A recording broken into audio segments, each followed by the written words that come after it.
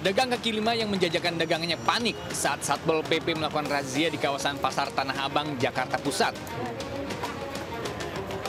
Para pedagang berusaha menyelamatkan lapak dan barang dagangan agar tidak diangkut paksa.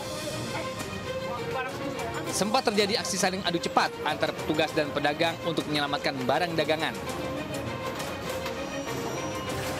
Meski demikian, sejumlah pedagang kaki lima tak mampu berkutik saat lapak dan gerobak dagangan mereka diangkut paksa. Razia digelar mengingat kian menjamurnya lapak pedagang kaki lima yang memenuhi trotoar dan bahu jalan di kawasan Pasar Tanah Abang. Selain merusak keindahan tata kota dan melanggar perda tentang ketertiban umum, keberadaan ratusan PKL juga telah merampas hak pejalan kaki. Dari Jakarta, Rani Sanjaya, iNews melaporkan.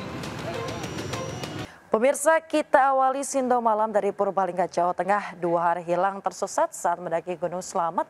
Seorang pelajar SMK asal Semarang akhirnya ditemukan. Korban terpisah dari rombongan dan ditemukan dalam kondisi lemas tanpa makan dan minum.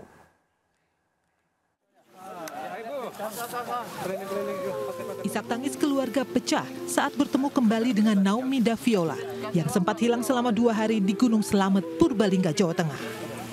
Pelajar SMK asal Semarang ini ditemukan di pos 5 pendakian dalam kondisi lemas karena 2 hari 3 malam tersesat di hutan Gunung Slamet tanpa makan dan minum. Sebelumnya Naomi bersama rombongan 40 pendaki berangkat dari posko pendakian Bambangan Sabtu malam 5 Oktober lalu. Rencananya seluruh pendaki kembali ke base Minggu malam. Namun saat dalam perjalanan Naomi terpisah, ketua rombongan pendaki baru melaporkan Senin siang. Ini sangat-sangat luar biasa ya. Jadi koordinasi yang baik ini akhirnya menghasilkan hasil yang baik dan alhamdulillah saudari Naomi walaupun bertahan untuk 2 hari 2 malam di atas gunung tapi bisa pulang dengan selamat. Itu adalah sebuah prestasi yang luar biasa bisa ditemukan oleh tim. Korban Naomi kemudian dibawa ke Rumah Sakit PKU Muhammadiyah Purbalingga untuk penanganan medis. Dari Purbalingga, Jawa Tengah, Catur Edi Purwanto, iNews melaporkan. Pemirsa, 2 tahun beroperasi dengan perputaran uang hingga ratusan miliar rupiah. Sindikat judi online yang dikendalikan warga Tiongkok diungkap polisi. Di lokasi lain, pemirsa, polisi menggerebek operator judi online dengan omset miliaran rupiah hanya 5 bulan beroperasi. Sebuah apartemen di Jakarta Utara digerebek petugas kepolisian diduga menjadi lokasi operator judi online. Situs judi online dioperasikan dengan komputer di apartemen tersebut. Dari pemeriksaan, polisi menetapkan Justin Hugo sebagai tersangka. Ia mengaku alih profesi karena usaha jual beli pakaiannya bangkrut. Nggak ada kepikiran sih, cuma kebetulan ada lewat aja lihat di grup itu. Oh, punya kenalan gitu. Artinya dari usaha yang udah hampir bangkrut di Tanah Abang baru kepikiran untuk bikin judi online gitu. Kurang lebih seperti itu. Pelaku mengoperasikan 2 situs judi online dengan omset per hari puluhan juta rupiah. Uang tunai 6 miliar rupiah, belasan handphone, laptop, dan token bank ini disita petugas Direktorat Tindak Pidana Cyber Barreskrim Polri. 7 orang diamankan, salah satunya warga negara Tiongkok yang merupakan pengendali judi online. Beroperasional sejak September 2022 dengan perputaran uang mencapai 685 miliar 500 juta rupiah. Meski beroperasi juga di negara lain, sindikat ini menargetkan pasar di Indonesia dengan jumlah pemain mencapai 85.000 orang. Tim kontributor iNews melaporkan. Kita ke informasi berikutnya, pemirsa. Dugaan pencabulan guru terhadap belasan siswa SMK negeri di Jakarta saat ini tengah ditangani oleh Polres Jakarta Utara. Sementara itu, Panti Asuhan Darussalam An-Nur di Kunciran Inah, Tangerang, Banten disegel polisi atas dugaan pencabulan terhadap anak-anak panti asuhan.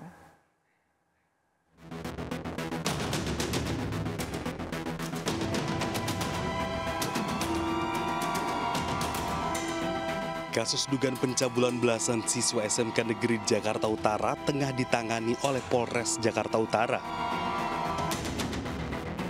Saat ini kasusnya masih di tahap penyelidikan setelah sejumlah korban melapor pada Selasa kemarin. Namun demikian, belum diketahui kapan terduga pelaku akan dipanggil untuk diperiksa. Menanggapi adanya dugaan pencabulan yang dialami belasan siswi SMK, PJ Gubernur DKI Jakarta Heru Budi Hartono mengaku telah memerintahkan Kepala Dinas Pendidikan untuk mengawal kasus tersebut hingga tuntas. Heru juga meminta agar oknum guru tersebut diberikan sanksi tegas. Pak Heru, soal tindak lanjut ke guru yang melakukan pelecehan seksual di Jakarta Utara gimana? Guru yang melakukan pelecehan seksual di mana? Saya sudah minta kepada kepala dinas yang hal seperti itu ditindak tegas nanti mekanisme administrasi melalui inspektorat. Akan diberhentikan, Pak? Udah pasti prosesnya. Kasus dugaan pelecehan seksual terhadap 15 siswa oleh guru seni budaya di sebuah SMK negeri di Penjaringan, Jakarta Utara terbongkar setelah videonya viral di media sosial. Dari Jakarta Pusat, Rani Sanjaya, iNews melaporkan.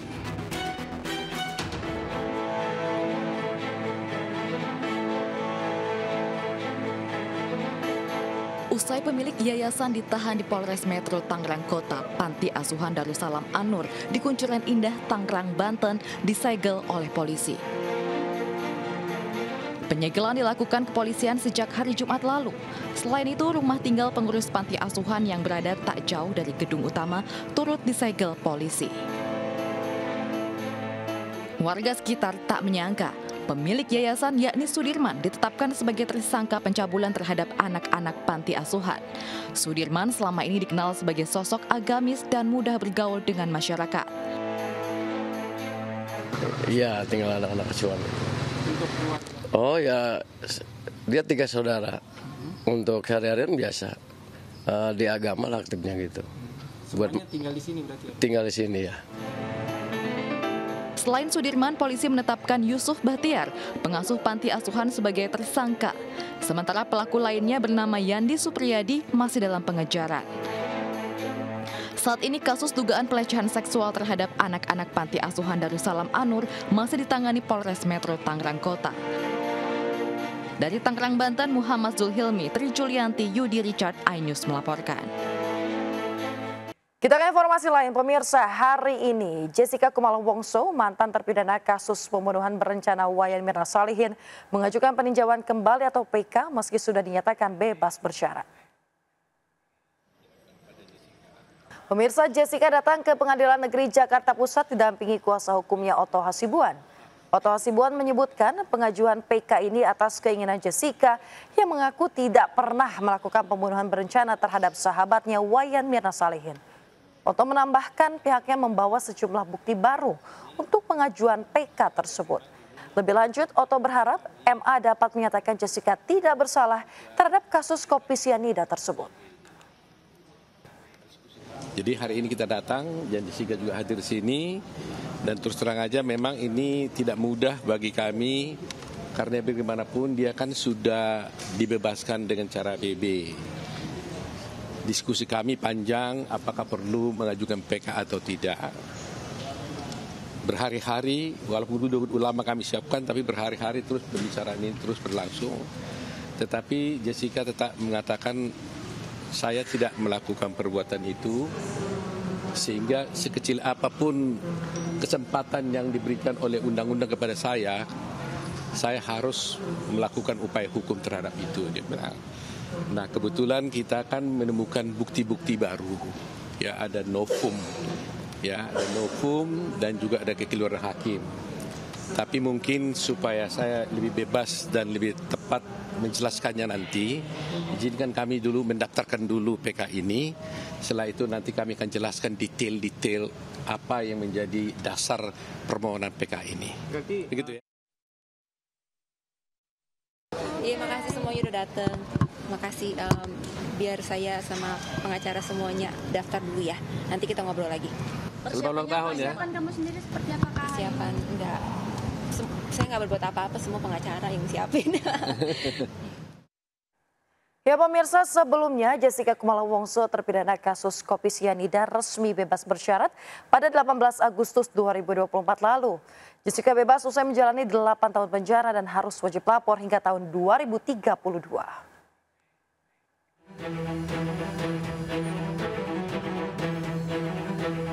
Hey, bang. Jessica Kumala Wongso, terpidana kasus kopi sianida dengan korban Mirna Salihin, bebas bersyarat pada 18 Agustus lalu dari lapas Pondok Bambu. Jessica bebas usai mendapat remisi 58 bulan 30 hari. Namun dirinya masih harus wajib lapor sampai tahun 2032. Berbagai upaya hukum sebelumnya telah ditempuh Jessica agar dirinya dinyatakan tidak bersalah. Usai divonis 20 tahun penjara oleh Pengadilan Negeri Jakarta Pusat, Jessica kemudian mengajukan banding pada 7 Maret 2017 di Pengadilan Tinggi DKI Jakarta. Dalam putusannya, Hakim Pengadilan Tinggi menguatkan putusan Pengadilan Negeri Jakarta Pusat yang menjatuhkan vonis 20 tahun.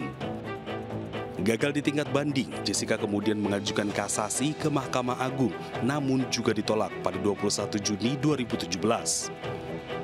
Saat itu, Artijo Alkosar bertindak sebagai ketua majelis hakim dalam sidang kasasi Jessica. Kemudian pada 2018, Jessica pernah mengajukan peninjauan kembali namun ditolak. Jessica tetap dinyatakan bersalah dan divonis dengan hukuman penjara selama 20 tahun. Sebagai informasi, Mirna Salihin meninggal dunia setelah meminum es kopi Vietnam yang dipesan Jessica di sebuah kafe di Jakarta pada 6 Januari 2016 silam. Saat itu, hasil pemeriksaan Puslap 4 Polri menunjukkan Mirna meninggal akibat keracunan sianida.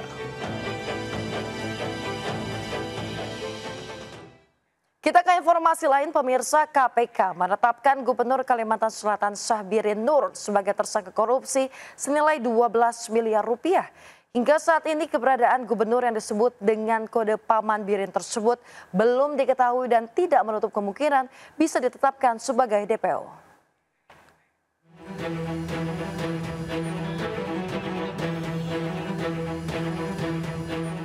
Gubernur Kalimantan Selatan Syahbirin Nur ditetapkan sebagai tersangka suap pengadaan barang dan jasa di lingkup Pemprov Kalimantan Selatan.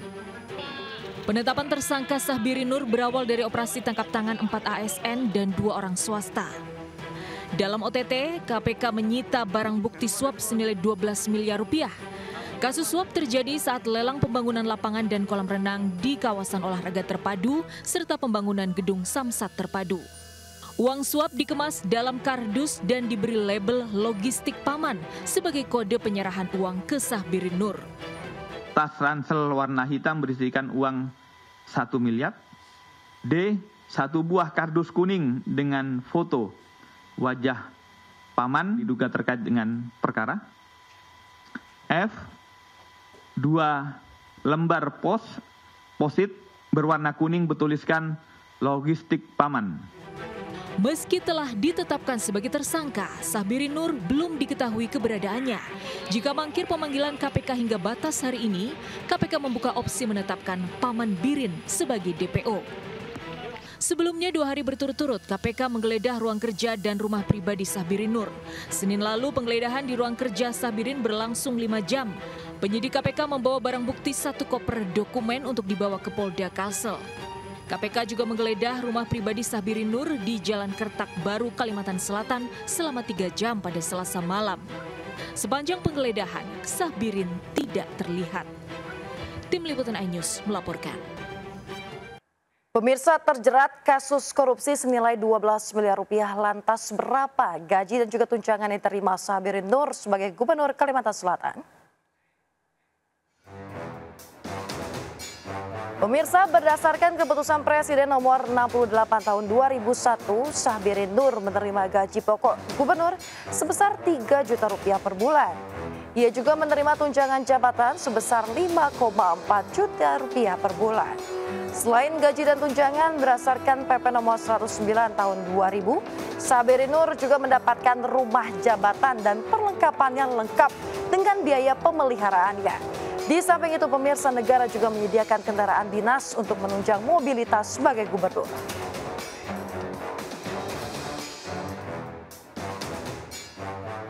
Pemirsa, selain gaji dan juga tunjangan, harta kekayaan Gubernur Kalimantan Selatan Syahbirin Nur juga menuai sorotan.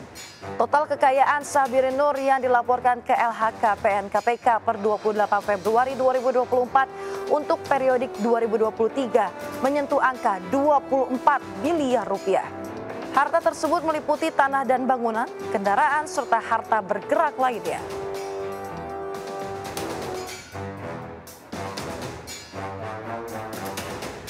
Pemirsa, Sahbirin pertama kali melaporkan jumlah hartanya ketika menjabat Gubernur Kalimantan Selatan periode 2016 hingga 2020. Total kekayaan pada masa awal jabatannya sebesar 400 juta rupiah. Setahun kemudian, harta pria yang akrab disapa Paman Birin tersebut meningkat tajam hingga 16 miliar rupiah. Begitu juga di tahun-tahun berikutnya, harta kekayaan Paman Birin terus bertambah hingga menyentuh angka 24 miliar rupiah pada tahun 2024.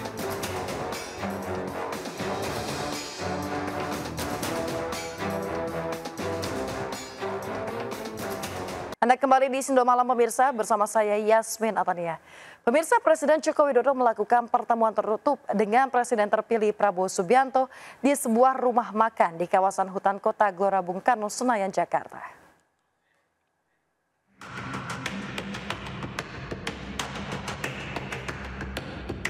Dari foto yang beredar, Presiden Jokowi dan Presiden terpilih 2024-2029 Prabowo Subianto bertemu sembari menyantap makan malam.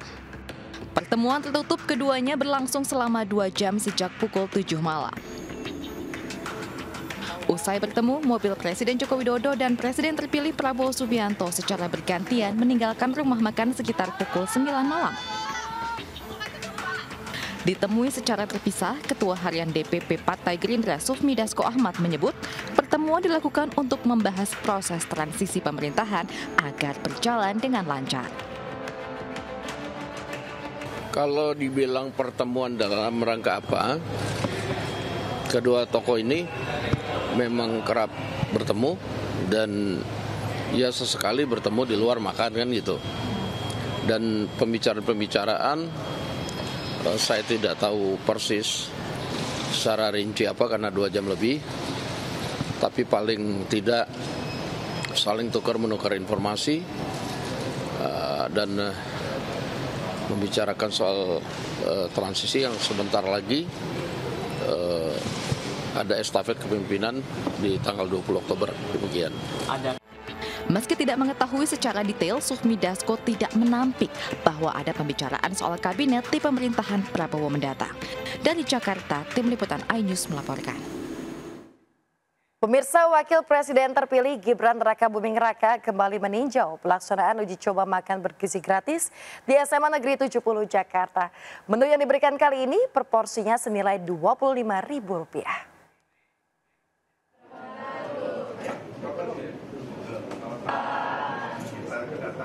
Gibran Rakabuming Raka didampingi PJ Gubernur Jakarta Heru Budi Hartono meninjau langsung pelaksanaan uji coba makan bergizi gratis di SMA Negeri 70 Jakarta. Sebanyak 1.075 porsi makanan bergizi dibagikan sesuai jumlah siswa.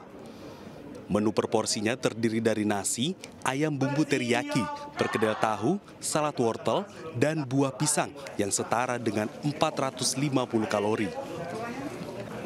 Harga Rp25.000 per porsinya lebih mahal dari uji coba sebelumnya dengan Rp15.000. Harga tersebut masih dalam kajian pemerintah untuk menentukan formulasi yang tepat. Jadi menu hari ini super lengkap dan tadi tanggapan dari para siswa-siswi cukup baik. Jadi kita ingin sekali lagi sebelum program ini benar-benar dieksekusi, kita uji cobakan sesering mungkin untuk mendapatkan masukan dari para guru, para siswa, orang tua murid, komite, dan lain-lain. Jadi kita ingin nanti ketika program ini dieksekusi, ini bisa berjalan dengan baik. Karena program ini adalah salah satu program yang paling ditunggu-tunggu oleh para siswa, orang tua murid. Terkait anggaran untuk tiap box makanan ini memang kita uji cobakan di harga yang berbeda-beda. Makanya tadi Tadi saya bilang ke Pak PJ Gubernur, Pak, ini termasuk yang paling mewah yang pernah saya lihat di angka 25.000. Kemarin kita uji cobakan 15.000. Menunya beda-beda. Sekali lagi ini masih uji coba. Kita masih membutuhkan masukan-masukan dari para guru, murid, orang tua murid, komite, teman-teman media. Jadi sekali lagi ini masih uji coba. Uji coba program ini masih terus dilakukan sebelum resmi dijalankan pada 2025 mendatang. Dari Jakarta, Jen Cahyani, Yudi Permada, iNews melaporkan. Pemirsa, calon gubernur Jakarta nomor urut 1 Ridwan Kamil belusukan dan menyapa warga di Penjaringan, Jakarta Utara. Para warga pun antusias menyambut kedatangan Ridwan Kamil. Mundur. Kamera. Pemirsa, Ridwan Kamil tampak menyusuri gang-gang kecil di dalam sebuah kampung, yang mana Ridwan Kamil pun membagikan topi kepada warga Penjaringan. Mantan Gubernur Jawa Barat tersebut juga berdiskusi dengan warga serta menyosialisasikan program pasangan Ridwan Kamil Suswono Rido jika terpilih sebagai gubernur. Di antaranya sekolah gratis, dokter keliling, hingga program pembangunan 1 miliar selama 5 tahun untuk tiap RW.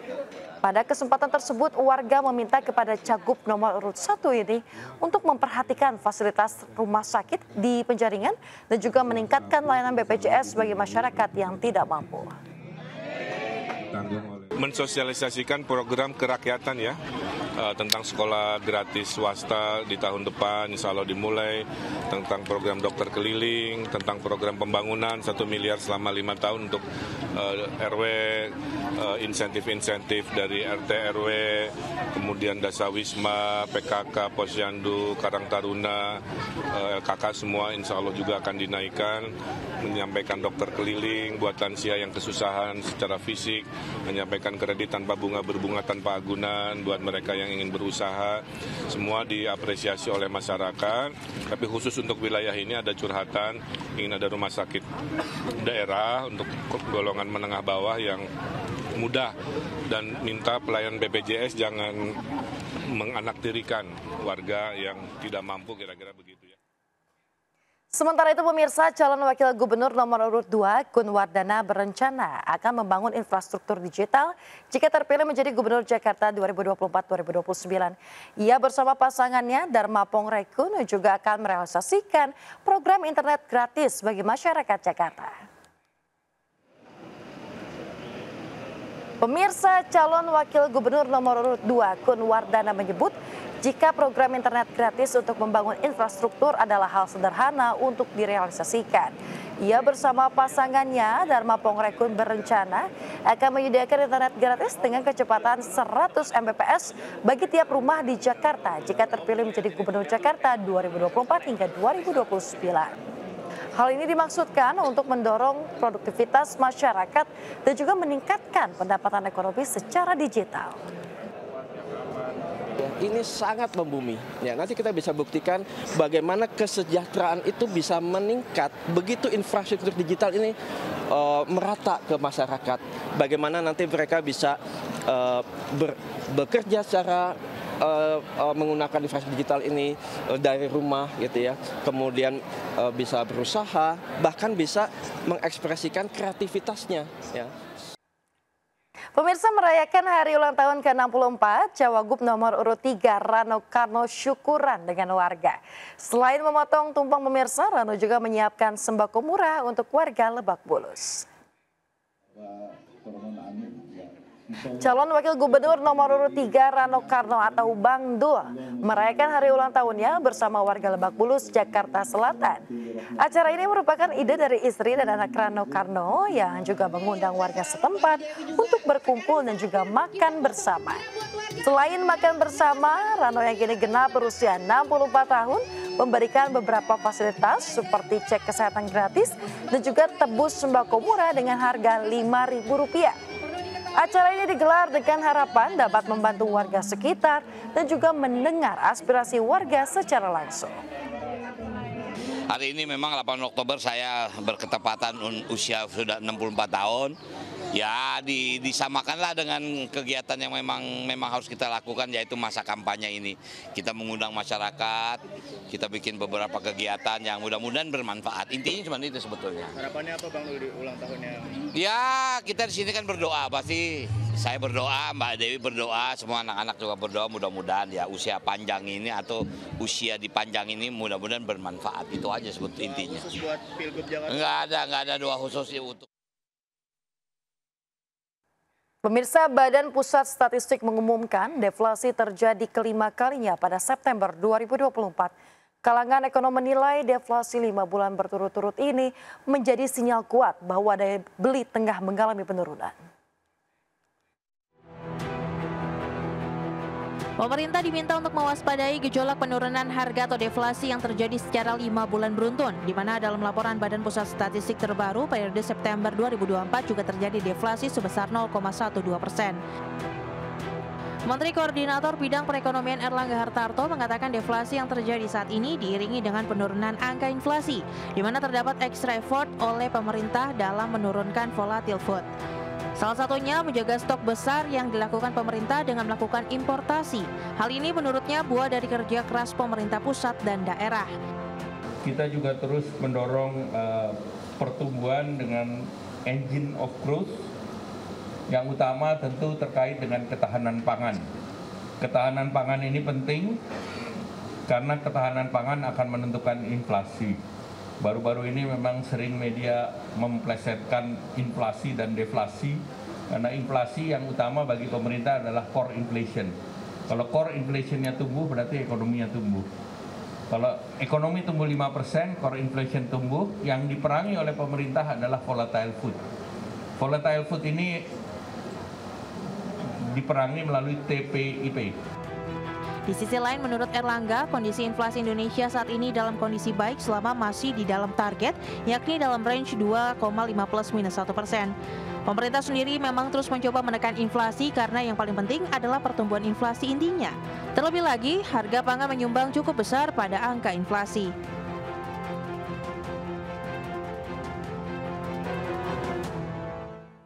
Pemirsa, Presiden Joko Widodo menanggapi deflasi yang terjadi di tanah air.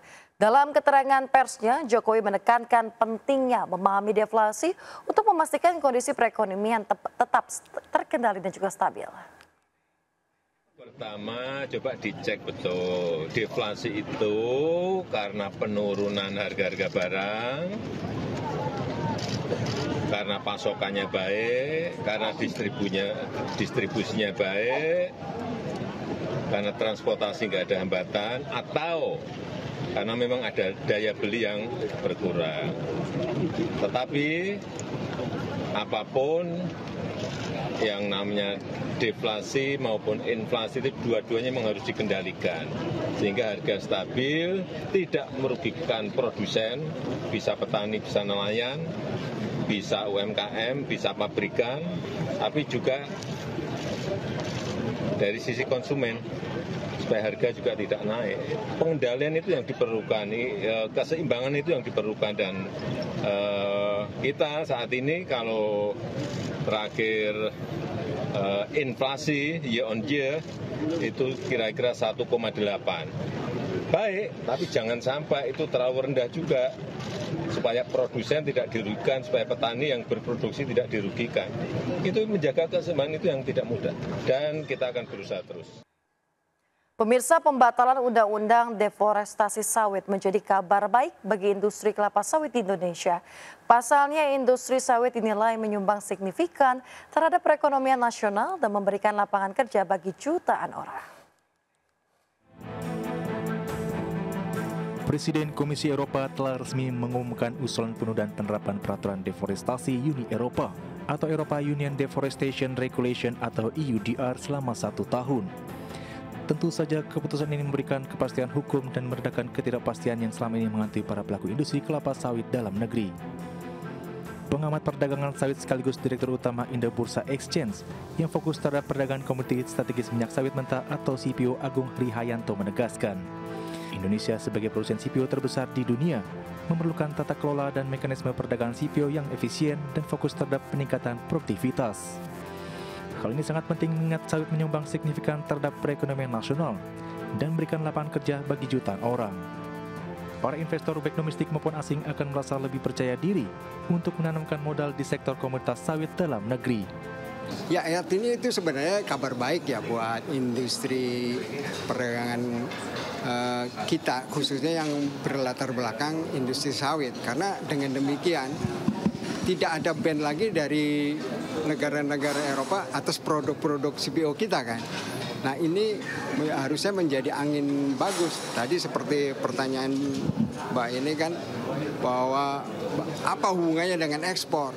Nah, bursa ini kita bentuk untuk menjadi sebagai acuan harga yang kemudian ini akan menjadi referensi ongkos produksinya jangan terlalu mahal dari referensi harga.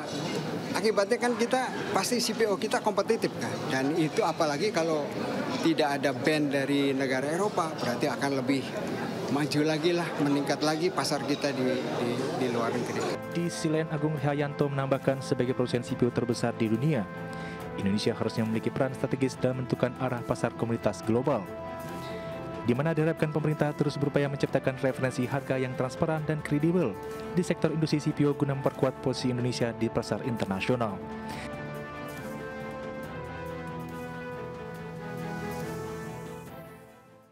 Pemirsa, Badan Pengelola Tabungan Perumahan Rakyat akan memprioritaskan penarikan iuran tapera bagi para pegawai negeri sipil untuk tahap awal.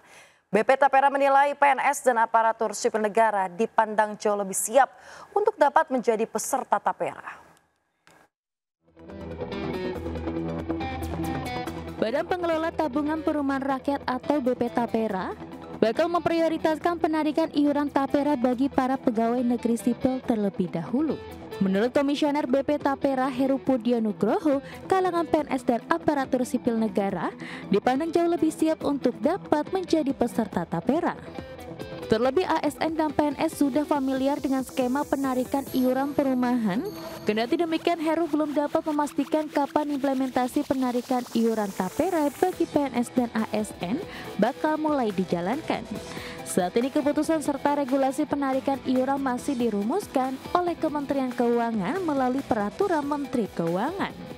Ya, dan dalam konteks ini mungkin yang pertama akan secara masif kita selesaikan adalah untuk teman-teman ASN ya, untuk klaster ASN. Karena ASN ini kita anggap yang paling siap dan dulunya juga udah punya experience, pengalaman gitu ya, menjadi peserta Bapertarum, walaupun kemudian nabungnya dihentikan sejak Bapertarum di likuidasi 2019 dan sudah 5 tahun ini belum nabung. Nah, ini kita akan mulai coba dari ASN dulu.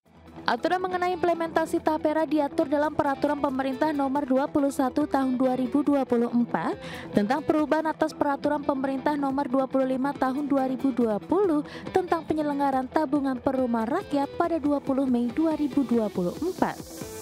Berdasarkan PP tersebut, pengerahan dana tapera akan dikumpulkan dari para ASN, TNI, Polri hingga pegawai BUMN. Selain itu, iuran tabungan ini juga akan dipungut dari pekerja swasta serta pekerja lain. Pada pasal 15 ayat 1 dijelaskan besaran simpanan peserta yang akan ditetapkan sebesar 3% dari gaji atau upah peserta. Hal ini yang kemudian banyak disorot dan mendapat banyak penolakan dari masyarakat maupun pengusaha.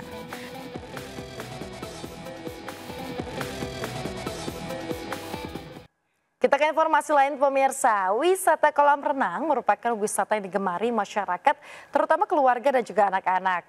Di Kecamatan Trawas, Kabupaten Mojokerto, terdapat wisata kolam renang sambil mandi busa yang cocok untuk anak-anak, sembari menikmati pemandangan Gunung Penanggungan.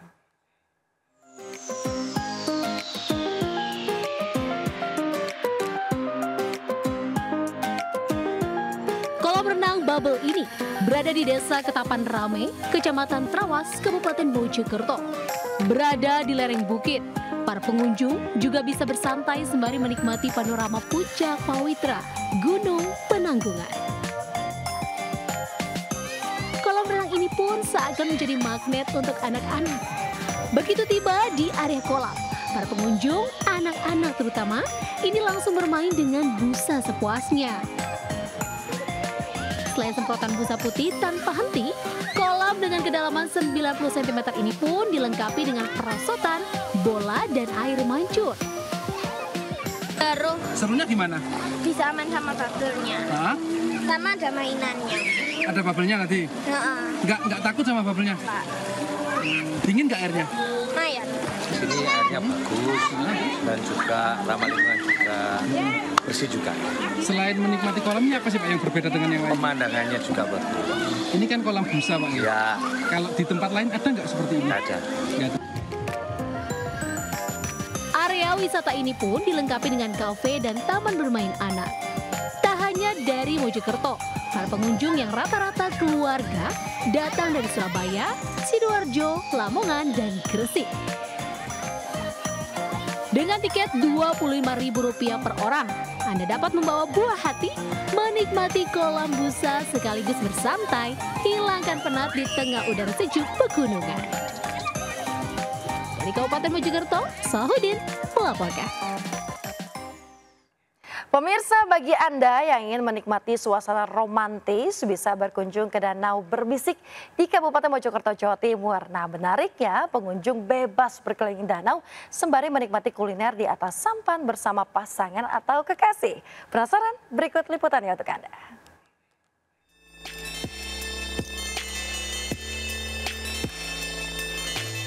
Selama ini, kawasan Trawas Mojokerto dikenal dengan wisata alamnya.